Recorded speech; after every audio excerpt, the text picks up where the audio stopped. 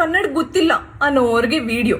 ನೀನು ಒಂದ್ಸತಿ ಮಲ್ಲೇಶ್ವರಂ ಬನ್ನಿ, ಅಲ್ಲಿ ದೇವಸ್ಥಾನ ನೋಡಿ. ಅದಾದ್ಮೇಲೆ CTR ಹೋಗಿ ಚೆನ್ನಾಗಿ ದೋಸೆ ತಿನ್ನಿ.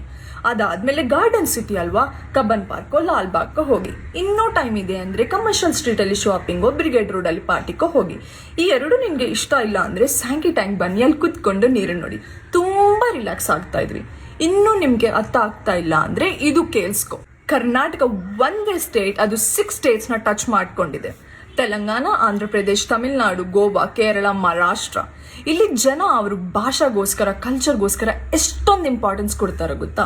World famous Karnataka music, Bharatanatyam, Yakshagana, UNESCO heritage, Hampi, Hoysaleshwara, Mysuru palace ಇಲ್ಲಿಂದಾನೆ. ಇಂಡಿಯಾ ಅಲ್ಲಿ ಹೈಯೆಸ್ಟ್ ವಾಟರ್ ಫಾಲ್ಸ್ ಕರ್ನಾಟಕ ಇಂದಾನೆ. ಇಲ್ಲಿ ಅತಿ ಸುಂದರ ಪರ್ವತ ಕೂರ್ಗ್, ಚಿಕ್ಕಮಂಗ್ಳೂರು, ಕುಮಾರ ಪರ್ವತ ಇದೆ.